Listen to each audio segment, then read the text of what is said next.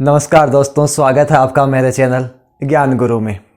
कल हम कक्षा 12 की राजनीति विज्ञान का दूसरा पाठ जो हम पढ़ रहे थे और उसमें हमने ये बात की कि किस प्रकार जो 15 गणराज्यों से मिलकर जो सोवियत संघ बना था वो अपने आप में अमेरिका के बाद दुनिया की दूसरी बड़ी जो ताकत है वो हुआ करता था। क्या ताकतें थी उस सोवियत संघ की, उनके बारे में आज हम जानेंगे। और इतनी ताकतें होने के बावजूद भी जो सोवियत संघ है, आखिरकार क्यों उसका जो विघटन हो गया, क्यों वो सोवियत संघ जो 15 गणराज्यों से मिलकर बना था, कैसे उसने समय के साथ जो है वो अमेरिका के सामने घुटने टेक दिए या वो अपने आप को एकजुट नहीं रख पाया। आज हम सबसे पहले उस सोवियत संघ की जो विशेषताएं थी, उसकी जो ताकत है, उनके बारे में हम बात करेंगे। आप ये जानते होंगे कि कल हमने बात की कि जो सोवियत संघ है उसका जो संस्थापक माना जाता है वो व्लादिमीर लेनिन को माना जाता है। 1922 में ही जो व्लादिमीर लेनिन है, इन्होंने इस सोवियत संघ का निर्माण किया। अब क्या विशेषताएं थी जिनके दम पर जो सोवियत संघ है उसने ये प्रयास किया कि वो दुनिया को लुभा सके, और इसके पीछे जो चीज़ काम कर रही थी वो सोवियत संघ की समाजवादी या जो साम्यवादी व्यवस्था है वो काम कर रही थी। सोवियत संघ अपनी समाजवादी व्यवस्था जो है वो दुनिया को दिखा रहा था और वो ये दुनिया को बता रहा था कि जो हमारी समाजवादी व्यवस्था होगी वो समानता पर आधारित होगी। मतलब कि जो देश इस समाजवादी व्यवस्था को अपनाएगा उस देश के अंदर जो नागरिक हैं उनको समानता का अधिकार मिलेगा। जो असमानताएं हैं, सभी प्रकार की जो असमानताएं हैं उनको समाप्त कर दिया जाएगा। नागरिकों का जो जीवन है वो बेहतर होगा, उनका अन्याय या उनका जो शोषण है वो नहीं होगा। इसकी अपनी विशेषताएं क्या थी वो देखिए आप। इसकी पहली विशेषता है कि एक दल का शासन, ये इसकी विशेषता भी थी और आगे चलकर ये इसकी कमजोरी भी बन गई। सोवियत संघ की जो प्रणाली थी उसमें केवल और केवल सोवियत देशों में एक ही दल हुआ करता था। जैसे आज भारत में बहुदलीय व्यवस्था है, मतलब चुनावों के समय जो है अनेक राजनीतिक दल होते हैं और वो सब चुनाव लड़ते हैं, सबको सरकार में जो भागीदारी का मौका है वो मिलता है, या जनता के सामने ये विकल्प होता है कि जिस दल को वो पसंद करे उस दल को वो मत दे, अपने वोट दें या उसके उम्मीदवारों को वो चुने। लेकिन कम्युनिस्ट जो ये व्यवस्था थी, जो सोवियत जो ये शासन प्रणाली थी, इस कम्युनिस्ट, इस समाजवादी या इस साम्यवादी शासन व्यवस्था में केवल एक ही दल का शासन जो है वो हुआ करता था और वो दल था कम्युनिस्ट पार्टी, साम्यवादी दल। एक दल की सरकार थी, लोगों के सामने केवल एक ही विकल्प होता था, अन्य कोई दूसरा दल का विकल्प लोगों के सामने नहीं होता था। अगली विशेषता है सार्वजनिक स्वामित्व को महत्व। सार्वजनिक स्वामित्व का मतलब होता है कि देश में जो साधन या जो संसाधन होते हैं उन पर सरकार का नियंत्रण ज़्यादा होता है। मतलब निजी स्वतंत्रता जो होती है, निजी जो क्षेत्र होता है वो बहुत कम होता है। लगभग सभी संसाधनों पर सरकार का ही नियंत्रण होता है, यानी सरकारी कब्जे में सारे संसाधन जो हैं वो रहते हैं। अमेरिका के बाद ये दुनिया की कह सकते हैं कि दूसरी सबसे बड़ी जो मजबूत अर्थव्यवस्था थी। नंबर 1 पे अमेरिका था, लेकिन अमेरिका के बाद अगर इकोनॉमी के आधार पर देखा जाए तो सबसे मजबूत, दूसरी सबसे मजबूत जो विश्व की अर्थव्यवस्था थी वो अपने आप में ये जो सोवियत संघ था। ये अपने आप में संसाधनों से परिपूर्ण था। इस सोवियत संघ में लोहा, इस्पात और तेल जैसे जो संसाधन हैं, जो खनिज हैं वो उपलब्ध थे, और इन खनिजों की उपलब्धता ने सोवियत संघ जो है उसकी अर्थव्यवस्था को और ज़्यादा मजबूत करने का काम किया।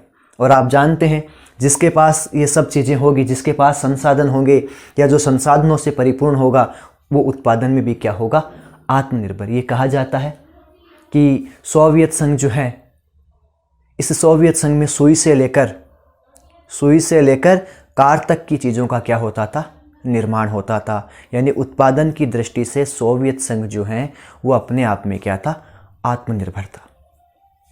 सभी नागरिकों को न्यूनतम जीवन स्तर का जो लाभ है वो दिया जाता था। सोवियत प्रणाली में जो नागरिक हैं उनको स्वास्थ्य, शिक्षा जो है वो मुहैया करवाई जाती थी। सरकार जो है वो लोगों को जो एक न्यूनतम जीवन स्तर यानी एक न्यूनतम जीवन को जीने के लिए जो चीज़ें आवश्यक है वो चीज़ें अपने नागरिकों को ये सरकार उपलब्ध करवाती थी। इस प्रकार अपने आप में ये सारी चीज़ें इसकी ताकत थी। ये सोवियत संघ की विशेषताएं हैं। अगर प्रश्न बनता है पाठ्यक्रम में हमारे प्रश्न पत्र में कि सोवियत संघ या सोवियत प्रणाली की क्या विशेषताएं थी, तो ये सब जो हैं वो उसकी विशेषताएं हैं।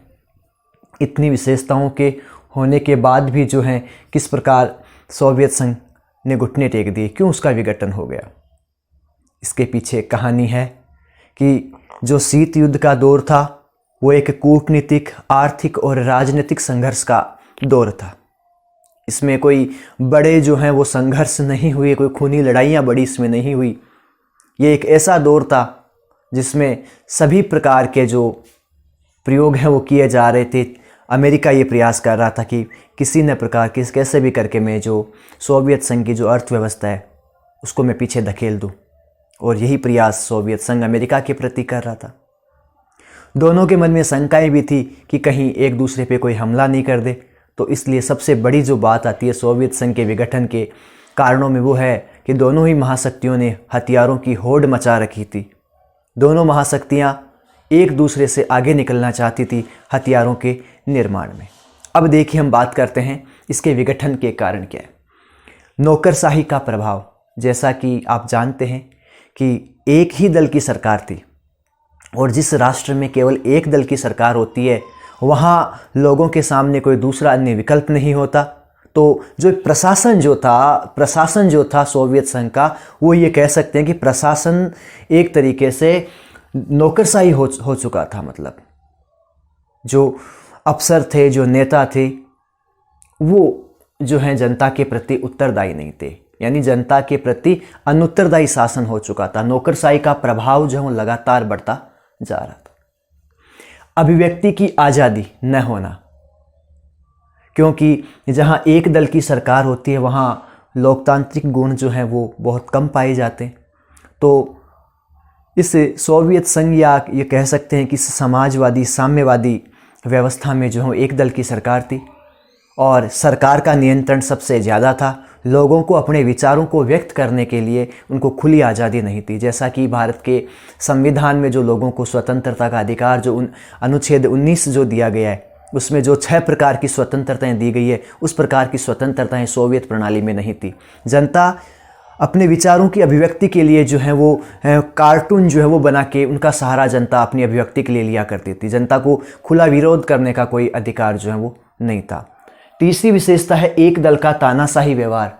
जैसा कि आप जान चुके हैं कि जहाँ एक दल होता है वो जनता के प्रति पूर्णतया उत्तरदायी नहीं होता। क्यों नहीं होता?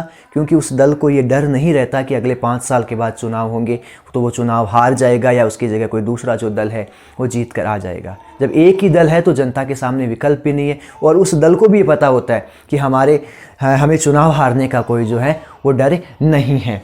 हथियारों की होड़ से अर्थव्यवस्था का कमज़ोर हो जाना, ये सबसे बड़ी बात थी जिसने सोवियत प्रणाली को जो है वो ध्वस्त करने में या सोवियत संघ के विघटन होने में जो है जिसने सबसे बड़ा क्या दिया, योगदान दिया। क्योंकि इन्होंने अमेरिका से होड़ मचा रखी थी। इनको ये डर था कहीं अमेरिका हथियारों में आगे ना निकल जाए। तो इन्होंने क्या किया, अपना जो पैसा जो इनको अर्थव्यवस्था में या अपने देश के विकास में जो पैसा सोवियत प्रणाली को लगाना था, साम्यवादी जो ये देश ही लगाना चाह रहे थे, इन्होंने उस पैसे को हथियारों की होड़ में लगा दिया। हथियारों की होड़ पर इन्होंने अत्यधिक खर्चा किया, जिस कारण क्या हुआ, इनकी जो अर्थव्यवस्था है वो कमज़ोर हो गई। ये लोगों की जो आशाएं थी उनको पूरा नहीं कर पाए, लोगों की उम्मीदों को पूरा नहीं कर पाए। लोगों को शुरू में इन्होंने लोगों को सपना दिखाया था 1917 के समय कि जब साम्यवादी शासन आ जाएगा तो प्रत्येक व्यक्ति जो है उसको समानता का अधिकार मिलेगा, ये जो असमानताएं वो समाप्त हो जाएगी। लेकिन हुआ क्या, इनकी अर्थव्यवस्था जैसे जैसे कमज़ोर हुई, सोवियत देशों के अंदर बेरोजगारी बढ़ती गई और वहाँ जो वस्तुओं की जो कीमतें हैं, महंगाई जो है वो दुगुनी वहाँ हो गई। पश्चिमी देशों से पिछड़ जाना, जैसे इनकी देखिए प्रारंभ में इनकी जो संचार प्रणाली है वो बेहद मजबूत थी। मतलब ये संचार में ये जो है अमेरिका की होड़ में थे, बराबर थे। लेकिन धीरे धीरे क्या हुआ, संचार प्रणाली में जो है अमेरिका इनसे आगे निकल गया। और जब इस बात की खबर इन सोवियत देशों के नागरिकों को लगी कि ये हमें केवल बस झूठा सपना दिखा रहे हैं, बाकी जो पश्चिमी देश हैं वो हमसे तकनीक के मामले में और विकास के मामले में जो है हमसे आगे निकल चुके हैं, तब वहाँ जो सोवियत जो जनता थी उसने इस व्यवस्था का विरोध करना शुरू कर दिया। और इन सब कारणों से ये जो सोवियत जो प्रणाली है, ये जो साम्यवादी ये कह सकते हैं, या जो ये सोवियत संघ था, इन्हीं कारणों से सोवियत संघ का जो है वो आखिरकार क्या हो जाता है, विघटन हो जाता है। क्या किसी ने इसे विघटन को संभालने की कोशिश नहीं की? क्या कोई ऐसा व्यक्ति आया जिसने चाहा कि ये सोवियत संघ जो बना रहे? बिल्कुल ऐसा व्यक्ति आया। इसकी बात जो है वो हम अगले भाग में करेंगे। धन्यवाद।